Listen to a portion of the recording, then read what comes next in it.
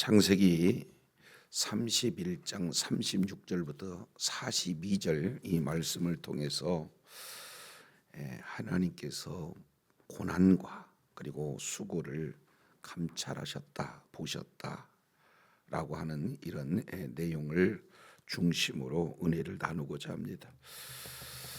창세기 31장 내용을 통해서 보면은 야곱이 그 외삼촌 라반의 눈을 피해서 도망을 오게 되고, 그리고 라반은 이러한 소식을 3일 이후에 듣게 됩니다. 그래서 추적비를 편성해 가지고 부지런히 추적하고, 그래서 추적한 지 7일 만에, 전체적으로 10일 만에 야곱을 이렇게 잡게 되죠. 그래서 그 먼 거리를 추적하여서 야곱을 해하려는 의도가 라반 마음 가운데는 있는 것 같죠. 그랬을 때 하나님께서는 급히 꿈에 라반에게 찾아오셔서 선악간 야곱에게 말하지 마라라고 하는 것을 경고하고 있는 것을 봅니다. 자, 그랬을 때 하나님에 대한 두려움이 라반에게 있었고, 그리고 이제 라반이 분해하는 그런 내용은 하나의 가정 수호신이라고 하는 드라빔을 가져간 것을 가지고 책망했을 때, 이 사실은 까마득히 몰았던 이 야곱은 누구든지 드라빔이 발견되게 된다면은 그 자는 어떤 자가 됐든지 살지 못할 것이다, 이런 엄청난 메시지를 해요. 이 말을 듣자마자 야곱 일행을 아주 샅샅이 이렇게 뒤집니다. 그래서 라반이 먼저는 야곱, 그리고 레아 두 여종, 그리고 라벨의 장막까지 쭉 이런 그런 상황에서 계속해서 찾고 찾았지만 찾지 못했다 하는 내용을 우리가 지난 시간 살펴봤어요. 자, 이 내용 속에서 이제 드람이라고 하는 가정 수호신은 결국에는 가정도 지키지 못하고, 그리고 여인에 이렇게 깔려서 있을 아주 무익한 존재다라고 하는 사실을 이제 우리가 한번 생각해 보셨습니다. 또한 하나님께서는 악한 자에게서 자신을 지키시고 보여주신 하나님의 놀라운 은혜를 이렇게 경험하게 되죠. 이런 하나님께서 라반에게 나타나서 말씀하셨다는 이 사실을 라반의 고백을 통해서 알았던 야곱은 20년 동안 사실은요 부당한 대우를 받았습니다. 악독 고용주에게 힘들게 지냈던 그런 사실 속에서도 한마디 대항하지 않았던 이 야곱이 이제는 무려 20년 동안 분을 폭발하는 장면이 오늘 본문에 소개가 되고 있죠. 자, 36절 내용을 통해서 보면 야곱이 노했다, 그리고 또 라반을 책망했다. 지금 야곱의 20년 동안 있었던 처음 있는 일, 이렇게 노하였다, 그리고 책망하였다라고 하는 내용을 말하고 있어요. 그러면서 야곱이 내 허물이 어디가 있느냐, 내 죄가 어디가 있느냐, 허물과 죄가 있느냐, 내가 허물도 죄도 없는데 마치 허물과 죄가 있는 양, 다른 말로 본다면은 아예 도둑 취급을 하고 있는 이런 것에 대해서 굉장히 격분하고 있는 것을 보게 됩니다. 그래서 나를 도둑으로 알고 지금까지 그 먼 거리를 추적했느냐, 추적하는 의도는 살리겠다는 겁니까? 죽이겠다는 겁니까? 죽일 의도를 가지고 이렇게 추정한 것 맞습니까? 하고 이렇게 말하고 있습니다. 자, 그리고 이어서 37절 한번 보실까요?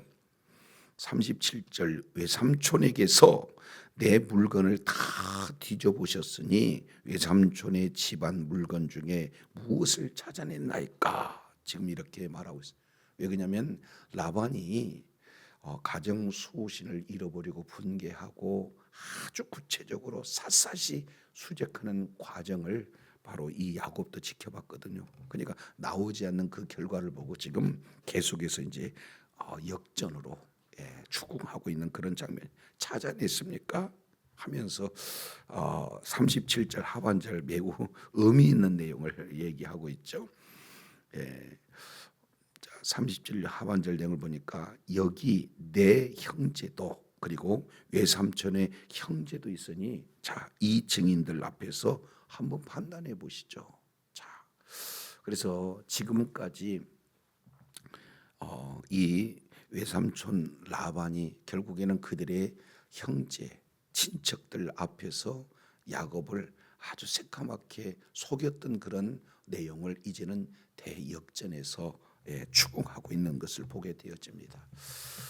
7년을 일하게 되었지만은 그 사랑하는 라헬을 아내로 주겠다 약속하신 그 약속을 믿고 7년을 하루처럼 수일처럼 정말로 기쁜 마음으로 헌신했던 그 꿈이 아주 산산조각 나는 그런 내용인데 그때 당시에 우리 고향에서는 그 대수롭지 않다. 왜냐하면은 아우가 형제보다 먼저 시집가는 일 없다. 그래서 기대했던 라헬이 아닌 레아가 신방에서 만났을 때 그 황당함, 그때 증인으로 섰던 그 자들을 이제 소환해서 지금 내가 어떤 허물이 있는지 어떤 죄악이 있는지 한번 증인 앞에서 얘기 한번 해봐라 이렇게 얘기하는 거예요. 내 죄가 과연 있습니까? 그리고 찾는 물건이 있습니까? 이렇게 야곱이 한 번도 따져본 적이 없는데 분을 내면서 책망하고 있을 때 라반은 지금 한마디도 대꾸할 수 없는 그런 상황이 되어집니다. 그러면서 지난 20년 동안 그 일을 아주 압축해서 지금 설명하고 있는 내용이 41절까지 이렇게 소개되고 있어요. 자, 38절 내용을 보니까 내가 이 20년을 외삼촌과 함께 하였다.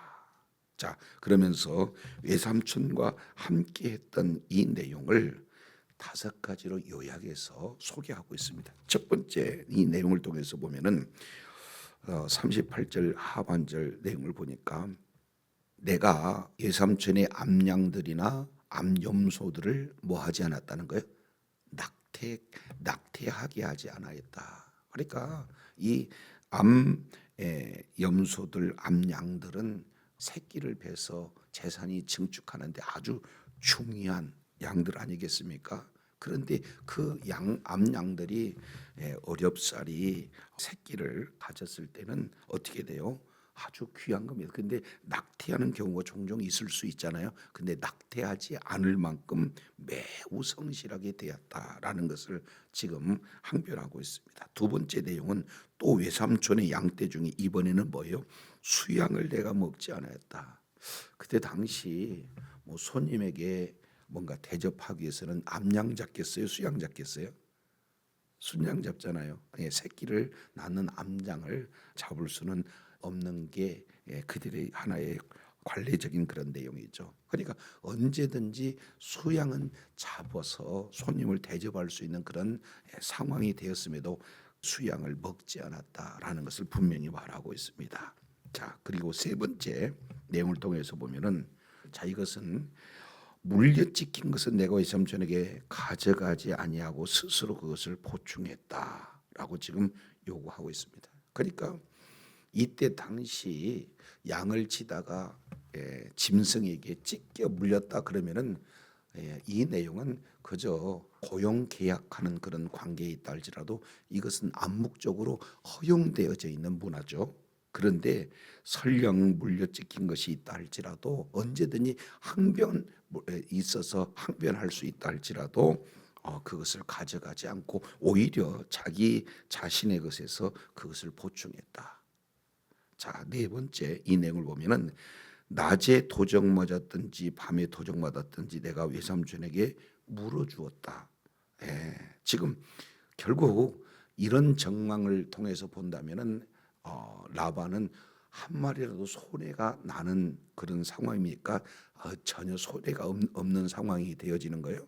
전혀 손해가 없습니다. 그러니까 야곱이 라반의 그 재산 증식하는 데 있어서 하나도 손해가 되지 않도록 지금까지 20년 동안 이렇게 성실하게 묵묵하게 일을 해왔다. 근데 아주 결정적인 것은 40절이에요. 한번 40절 내용을 통해서 보면 내가 이와 같이 낮에는 더위와 그리고 밤에는 추위를 무릅쓰고 눈 붙일 겨를도 없이 뭐했다? 지내었다. 이렇게 지금 표현하고 있습니다. 자, 야곱의 이런 주변 사람들과 야곱을 비교해 봤을 때 얼마나 야곱이 20년 동안 성실하게 일을 해왔는지 그저 대충대충 여느 목동들처럼 주인이 있을 때는 일하고 주인이 없을 때는 쉼을 가졌던 그런 방식으로 일하지 않았다. 밤낮 가리지 않고 눈 붙일 겨를도 없이 성실하게 일했다. 그런 속에서도 라반의 재산은 하나도 축내지 않았다는 것, 이걸 자신 있게 지금 라반에게 향변하고 있습니다. 자, 그런데 야곱은 이렇게 성실하게 라반을 대했어요. 근데 라반은 야곱을 어떻게 대했는가? 41절 내용을 통해서 보면 내가 외삼촌 집에 있는 이 20년 동안, 자, 이것을 세 가지로 나눠요. 첫 번째는 외삼촌의 딸을 위해서, 그리고 두 번째는 외삼촌의 양떼를 위해서. 그래서 첫 번째 7년은 라헬을 위하고, 두 번째는 레아를 위하고, 그리고 세 번째는 이제 본격적으로 양떼를 위한, 그래서 14년과 6년을 구분지어서 20년을 지금 설명을 하고 있습니다. 이제 고향을 떠나서 파단 아람으로 왔을 때 가장 먼저 만남이 하나님의 은혜 가운데 섭리 가운데 라헬을 첫눈에 반했고, 그리고 7년 동안 라헬을 위해서 일을 했습니다. 그리고 나서 추가적으로 라헬이 들어올 자리에 리아가 들어와서 또 7년을 더 일했습니다. 도합 뭐예요? 14년을 아주 수일을 지는 것처럼 일했던 그 야곱의 성실함. 그리고 나서 야곱이 11째 아들 그 사랑하는 라헬을 통해서 요셉을 낳았을 때 라반에게 제안하죠. 내가 하나님의 음성을 듣고 이제 고향으로 가겠습니다 했을 때 그 발목을 잡았던 자가 누굽니까? 라반이잖아요. 그러니까 이제는 내가 원하는 품삯을 나에게 제시하라 해가지고는 결국 고향으로 돌아가고자 했던 야곱을 붙잡았던 그 기간이 결국에는 6년이나 흘렀다는 거예요. 그런데 6년 흐르는 그 기간 동안에 자, 외삼촌 라반은 품삯을 10번이나 바꿨다. 그잖아요. 그러니 내가 네게 원하는 거 모든 거 주겠다 했을 때 야곱은 거절해요. 왜 그렇습니까? 라반을 너무나 잘 아는 거죠. 라반은 말하는 것에 대해서 책임지지 않습니다. 계속해서 바꾸고 또 바꾸고 이런 일들이 거듭되다 보니까 전혀 신뢰가 할 수 없었어요. 그래서 완벽한 신뢰할 수 있는 그런 내용은 양떼, 염소떼 중에서 본래 색깔이 흑색이거나 백색인데 거기에 점 있고 아롱진 것, 이것 아주 분명하게 표현할 수 있는 것. 그러니까 이제는 흰 것과 검은 것은 외삼촌 것이요 아롱지고 점 있고 얼룩진 것은 내 것이 되었다 했을 때 아주 기쁨으로 그것을 수락했던 자가 라반 아닙니까? 근데 이게 웬일입니까? 시간이 지나면서 건강하고 아주 튼실한 그런 암양과 염소가 전부 다 얼룩지고 아름지고 이제 야곱의 소유가 다 되는 것 아니에요. 그러니까 그때마다 바꿨어요. 아니 이번에는 아롱진 것만, 이번에는 점 있는 것만. 이렇게 했을 때마다 하나님께서는 신기하게 야곱의 뜻에 다 맞춰서 이런 일을 6년 동안 진행이 되었다. 그래서 이걸 한마디로 41절 하반절에 외삼촌께서 내 품삯을 몇 번 바꿔버려요? 10번. 이건 찰만이에요. 그러니까 10번이라는 것은 거의 모든 것을 그때그때마다 다 바꿨다. 지금 이렇게 표현을 하고 있는 것을 보게 됩니다. 자, 여기서 이제 우리가 한번 생각해 봐요. 이렇게 신뢰할 수도 없고 이렇게 노동을 착취하되 이것은 외삼촌인데 불구하고 이런 악독 고용업자도 이렇게까지는 하지 않을 건데 이렇게까지 속여가면서 노동을 착취하는 이런 상황에서 정말로 성실하게 일한다는 거 이거 쉬운 문제이겠습니까? 쉽지 않잖아요. 그러니까 주인이 잘 해주고 보상과 그런 어떤 대가가 풍성한다 할지라도 주인이 있을 때는 잘하고 눈에 보이지 않을 때는 좀 뭔가 소홀히 하는 게 일반적인 종업원들이 가지고 있는 그런 어떤 생각일 수 있어요. 이건 일반적이 다 그런 것은 아니지만, 그러나 야곱은 이렇게까지 신뢰할 수 없는 상황에 이렇게 철저하게 헌신했던 것은 누구만을 바라보는 겁니까? 하나님만을 지금 바라봤다라고 하는 것을 이렇게 볼 수가 있게 되어집니다. 우리 한 군데 찾아보죠. 자, 이 내용은 에베소서 6장에 이런 표현을 하고 있습니다. 에베소서 6장 내용을 통해서 보면은 이제 가정 생활에서 아내와 남편에 대해서 그리고 자녀에 대해서 말씀을 하고 난 다음에 에베소서 6장 5절 내용을 통해서 보니까 종과 상전 사이에 어떻게 서로가 신뢰 속에서 일을 해야 될 것인가 하는 사회 질서를 이렇게 표현을 하고 있습니다. 5절 내용을 보니까 종들아 두려워하면서 떨어라 하는 이 내용을 지금 소개하고 있습니다. 그러니까 종들이 가져야 할 네 가지의 자세를 살펴보고 있어요. 예수 그리스도를 믿는 믿음을 가진 자가 이제는 상전을 대할 때 어떻게 해야 되냐? 두렵고 떨어라. 그러니까 누구처럼 대하라는 거예요? 하나님처럼 대하라. 이것이 첫 번째 가지고 있는 태도라면, 두 번째는요, 성실한 마음. 지금 야곱의 마음을 우리가 살펴볼 수가 있습니다. 그러니까 밤낮 쉴 틈 없이 일했던 이런 어떤 모습인데, 성실한 마음으로 육체의 상전에게 순종하기를 누구처럼 해라?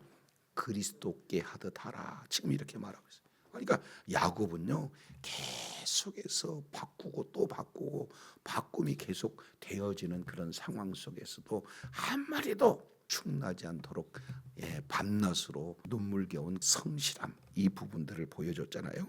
그것을 성경은 뭐라고 표현하면은 정말로 두렵고 떨리고 성실한 마음으로 그리스도께 하듯 하였다. 지금 이렇게 말하고 있습니다. 세 번째 내용을 통해서 보면 참 이게 실질적인 표현을 하고 있는데, 눈가림만 하는 것이 아니고 사람을 기쁘게 하는 자처럼 하는 것이 아니고 그리스도의 종들처럼 마음으로 하나님의 뜻을 행하였다. 지금 이렇게 표현하고 있습니다. 그러니까 일하는 것처럼 흉내내지 않고 정말로 최선을 다해서 이렇게 일했다라는 것을 볼 수가 있어요. 그러니까 하나님께서 그 중심을 아신다라고 생각한다면은 겉보기에는 번지를 하지만 내면에서 그냥 억지로 일을 하는 그런 마음은 아니겠죠. 그렇기 때문에 아주 마음도 관찰하신 하나님께서 오늘 지켜보신다. 그러니 사람 눈에 이렇게 띌 때만 사람의 눈에 기쁘게 하는 그런 자처럼 일하지 않는다는 겁니다. 네 번째 내용을 통해서 보면 무슨 마음으로 섬긴다는 거예요? 기쁜 마음. 예전에는 단 마음 그래서 참 정겨운 그런 표현이기도 하죠. 그러니까 무슨 일이든지 아주 기쁜 마음으로 해라. 그래서 두렵고 떨고 성실한 마음으로, 그리고 또 기쁘게 하는 그런 어떤 마음으로 하되, 7절 하반절 보니까 죽게 하듯 하고 사람들에게 하듯 하지 말라. 왜 그럴까? 8절 결론적으로 이렇게 표현하고 있어요. 이는 각 사람이 무슨 선을 행하든지 종이나 자유하는 자나 주에게서 그대로 받는 줄 알미니라. 그러니까 하나님은요, 심은 대로 뭐예요? 거두는 원리를 이렇게 말하고 있어요. 그러니 사람이 있다고 해서 열심히 하고 없다고 해서 대충 하는 그런 자세가 아니라, 하나님께서는 지금 눈으로 보고 계시되 이제 나타나는 현상만 보는 게 아니라 그 중심까지도 보신다. 이런 사실을 안다면 얼마나 성실히 그리스도인으로서 맡겨진 그런 일들을 진행해야 되는가, 이걸 이렇게 구체적으로 지금 말하고 있어요. 근데 여기에 부합한 그런 자 중에 한 사람이 누굽니까? 오늘 야곱이에요.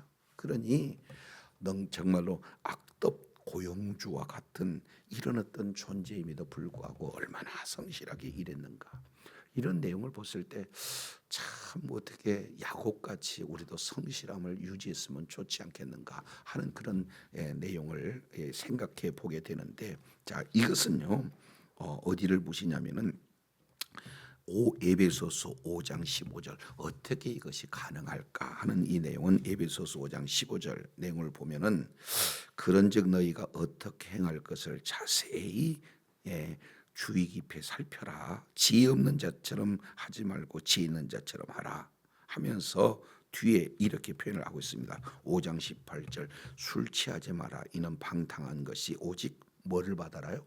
성령 충만함으로 받아. 우리가 예수 그리스도를 믿는 믿음으로 구원을 받는 것은 전적인 하나님의 은혜인 줄로 믿습니다.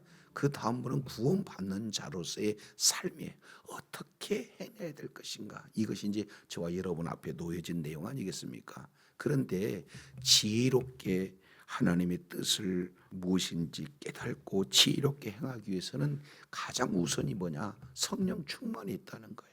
그래서 성령 충만한 내용은 5장 18절, 19절, 20절 이 내용을 통해서 살펴보면은 21절까지 보면은 세 단어로 압축되어집니다. 첫 번째 19절 내용을 보면은 찬송하며, 그리고 20절 맨 끝에 감사하며, 21절 복종하는 그런 내용입니다. 그러니까 성령 충만했을 때 어떤 상황 속에서도 하나님께 찬양할 수 있고, 성령 충만했을 때 어떤 상황 속에서도 감사할 수 있며, 성령 충만했을 때 피차 복종할 수가 있다.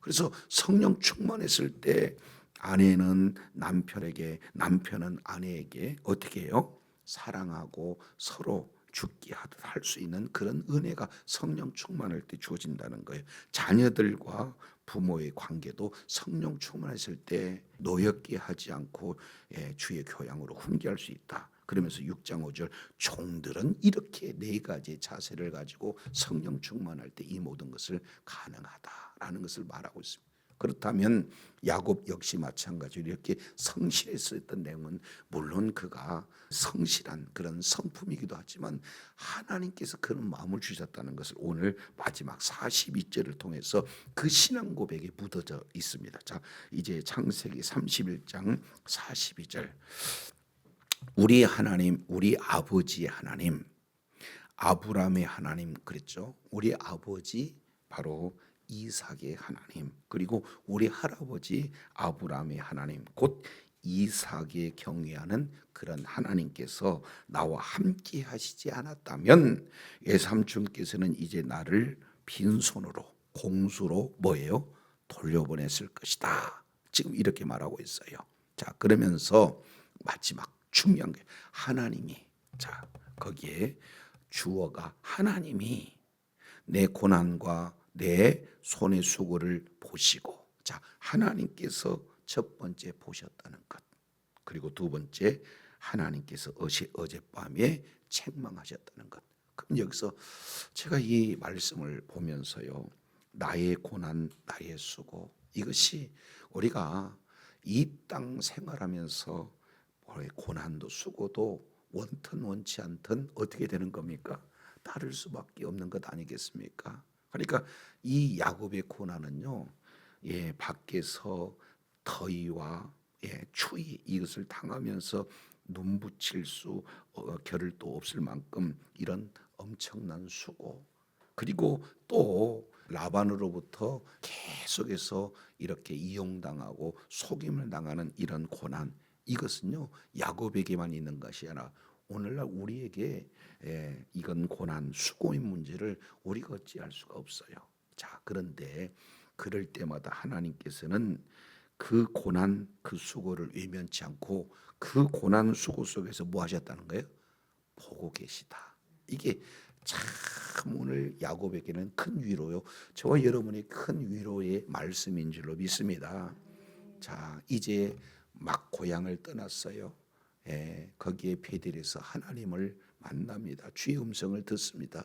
내가 너와 함께 해주겠다고, 너의 모든 과정을 내가 지켜보면서 너를 보호해 주시고 너를 인도할 것이고 너의 필요한 모든 것들을 공급해다는 그 약속을 하나님은 한 번도 잊어본 적이 없어요. 그 이후로 하나님께서 야곱에게 이렇게 해라라고 하는 말씀이 주어지질 않았습니다. 그러니까 눈을 들어도 하나님이 보고 계신 것 같지 않고 내 일을 돕는 것 같지 않았지만 궁극적으로 하나님께서는 보이지 않는다 할지라도 그곳에 야곱과 함께 하셨고, 그리고 이제 그 수고와 노고 속에서도 우리 하나님께서는 약속대로 지키시고 인도하여 주시고 풍성한 공급을 약속대로 하신 분이 우리 하나님이신 줄로 믿습니다. 그 하나님은 오늘 또 저와 여러분에게 함께 해주신다 그 말이에요. 내가 정말로 힘들 때 주님을 부르실 때 하나님께서 응답하지 않는 그런 느낌이 있다 할지라도 우리 하나님 그 속에서도 저와 여러분을 이렇게 보고 계시고, 그리고 이런 위기 속에서 친히 나타나셔서 책망하심으로 보호해 주신 것처럼 하나님께서는 오늘도 저와 여러분과 함께 하신다는 사실을 기억하시기 바랍니다. 그리고 약속을 지키신다는 사실이에요. 주님 오시는 그날까지 오늘도 동행해 주시고 위기 속에서 보호해 주실 뿐만 아니라 모든 상황 속에서도 바른 길로, 바로 의의 길로 인도해 주시고 풍성한 것을 공급해 주시는 하나님의 놀라운 일하심을 날마다 경험하며 이를 통해 주님께 존귀하게 쓰임 받는 주의 사랑하는 자녀들이 되시기를 간절히 소망합니다.